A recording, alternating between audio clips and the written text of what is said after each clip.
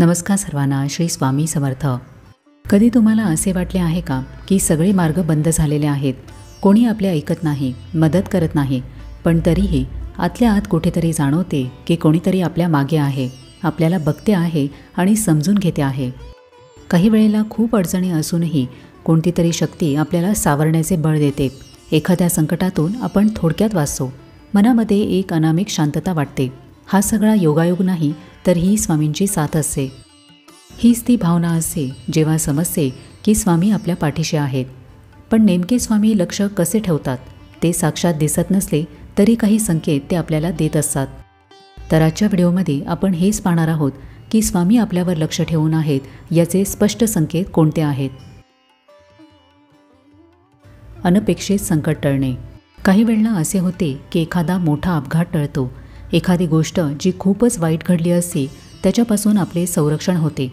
आपण म्हणतो की नशीब बलवत्तर, पण खरे तर हे नशीब नाही, तर ही स्वामींची वेळेवरची कृपा असते. अचानक मोठे संकट टळणे हे स्वामींचे रक्षण असते. संकट येण्याआधीच ते आपल्या मार्गामध्ये अडथळा निर्माण करून आपल्याला थांबवतात. अशा प्रसंगांमध्ये ते संकट आपल्याला अजिबात स्पर्श करत नाही, कारण आपल्याला स्वामींच्या कृपेचे कवच असते. स्वामी आपल्यावर लक्ष ठेवून असतात. ते संकट येऊ देत नाही किंवा आलेले संकट लहान करून टाकतात. आपल्याला कळतही नाही, पण ते सतत सावध असतात. हीच त्यांची अदृश्य देखरेख असते. अशक्य गोष्टी सहज होणे. कधीकधी आपण खूप प्रयत्न करूनही काही साध्य करू शकत नाही, पण एके दिवशी अचानक सगळे जुळून येते. एखादी चांगली संधी, एखादी व्यक्ती, एखादी दिशा मिळते. आपल्याला वाटते, अरे हे कसे घडू शकते, पण हीच ती वेळ असते जेव्हा स्वामी त्यामध्ये हस्तक्षेप करतात.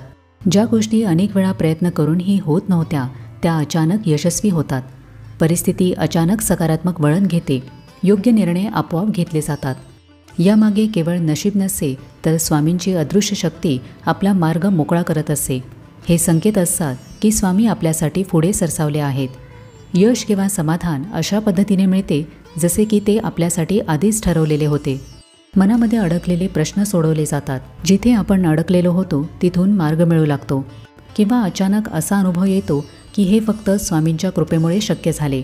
अशाच प्रसंगांमधून, लोकांमधून, विचारांमधून स्वामी आपल्याला योग्य दिशा देतात आणि जीवनामध्ये अशक्य गोष्टी शक्य होऊ लागतात. आंतरिक शांती मिळणे. आजच्या जगामध्ये काही लोकांकडे पैसा आहे, यश आहे, पण मनःशांती नाही. या उलट काही लोकांचे म्हणणे असे असते की आमच्या जीवनामध्ये काहीही चांगले चालू नसले तरी आतून शांत वाटते. ही मनातली शांती स्वामींचे अस्तित्व दाखवत असते. जीवनामध्ये अनेक अडचणी असूनही मनामध्ये गोंधळ नसतो. मन शांत, स्थिर आणि धीर देणारे असते. ही शांती कोणत्याही साधारण मानसिकतेमधून येत नाही, तर ती स्वामींच्या उपस्थितीचा संकेत असते. स्वामींच्या नजरेत असणाऱ्याच्या मनात भीती राहत नाही. कठीण काळातही मन पूर्णपणे शांत असते. रडावेसे वाटते, पण डोळ्यामध्ये अश्रूच येत नाही, कारण आतून एक ऊर्जा वाटते की सर्व काही ठीक होईल. ही शांती आपली नसते, तर स्वामींच्या उपस्थितीची अनुभूती असते. स्वामी मनामधले वादळ थांबवतात आणि भावनिक संतुलन देतात. ही शांतता सर्वात मोठी कृपा असते, कारण ती आपल्याला तुटू देत नाही. योग्य वेळी योग्य माणसांची भेट होणे. जीवनामध्ये काही वेळेला एखाद्या व्यक्तीची खूप मदत होते. त्यांचा एखादा सल्ला, एखादा शब्द आणि आपण अंधारातून बाहेर पडतो. स्वामी अनेक वेळेला इतर लोकांच्या माध्यमातून आपल्याला दिशा देतात. कधी एखादा साधक एखादा मंत्र सांगतो, कधी एखादी अनोळखी व्यक्तीही अशी गोष्ट सांगते जी आपल्याला खूप उपयोगी पडते.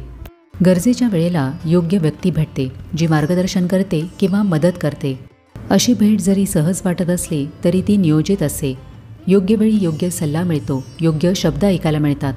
जेव्हा कधीही मार्ग सापडत नाही तेव्हा अचानक एखादी व्यक्ती आपल्याला भेटते, जी आपल्याला त्यातून बाहेर काढते आणि मानसिक आधार देते. स्वामी योग्य वेळी योग्य लोक आणि योग्य मार्ग आपल्यासाठी तयार करतात. हा सगळा योगायोग नसतो, तर हे असते स्वामींचे मार्गदर्शन.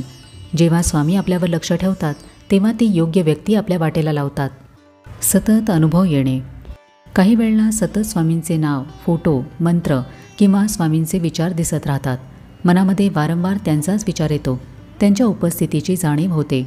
एखाद्या पुस्तकामध्ये, सोशल मीडियावर किंवा व्हिडिओमध्ये स्वामींचे विचार दिसत राहतात. ही सर्व लक्षणे असतात की स्वामी आपल्याला काहीतरी सांगत आहेत. ते आपल्याला जवळ बोलवत आहेत, आपल्याला पुन्हा जागृत करत आहेत की मी आहे, तू नामस्मरण कर. अशा अनुभवांच्या पुनरावृत्तीमागे एक सूचक इशारा असतो ते म्हणजे स्वामी जवळ आहेत. सतत मिळणाऱ्या या अनुभवांमधून स्वामी आपल्याला इशारा देत असतात, कधी साधनेमध्ये गुंतायला, कधी संकटात न घाबरायला, तर कधी स्वतःमधील शक्ती ओळखायला. अशा प्रकारे हे 5 संकेत लक्षात ठेवा की ज्यातून समजते की स्वामी आपल्यावर लक्ष ठेवून आहेत. स्वामी जरी प्रत्यक्ष दिसत नसले तरी त्यांच्या कृपेचा अनुभव सतत आपल्याला येत असतो. कधी संकट टळते, कधी योग्य माणूस भेटतो, कधी एकदम आतून शांत वाटते, कधी मनामध्ये त्यांच्या आठवणी वारंवार येतात. ज्या भक्ताची श्रद्धा, सेवा ही निस्वार्थी आहे, समर्पण भाव आहे, जो भक्त मनापासून प्रार्थना करतो, संकटामध्येही विश्वास गमावत नाही आणि स्वामींवर पूर्ण शरणागत भाव ठेवतो, त्याच्यावर स्वामी आपोआप लक्ष ठेवतात. ते शब्दाशिवाय संवाद साधतात आणि गरजेच्या वेळेला योग्य मार्ग दाखवतात. स्वामी भक्तांचे दुःख, मनस्थिती, संघर्ष जाणून असतात. भक्ताचे हित कशामध्ये आहे हे फक्त स्वामींनाच माहिती असते. त्यामुळे योग्य वेळेला योग्य त्या गोष्टी आपल्यापर्यंत पोहोचवण्याचे काम स्वामी करतात. त्यामुळे जर आपण नित्य श्रद्धेने, प्रेमाने आणि विश्वासाने स्वामींची सेवा करत असू, त्यांचे नामस्मरण करत असू, तर खात्री बाळगा की स्वामी आपल्यावरही नजर ठेवूनच आहेत. स्वामींच्या नजरेतून एकही भक्त सुटत नाही. तर आजच्या व्हिडिओमध्ये आपण हे 5 संकेत पाहिले ज्याच्यावरून समजते की स्वामी आपल्यावर लक्ष ठेवून आहेत. तर कसं वाटलं आजचा व्हिडिओ हे मला कमेंट करून नक्की सांगा. व्हिडिओ माहितीपूर्ण वाटल्यास इतर लोकांबरोबरही शेअर करा. आपण भेटूया आता पुढच्या व्हिडिओमध्ये. तोपर्यंत सगळ्यांना श्री स्वामी समर्थ.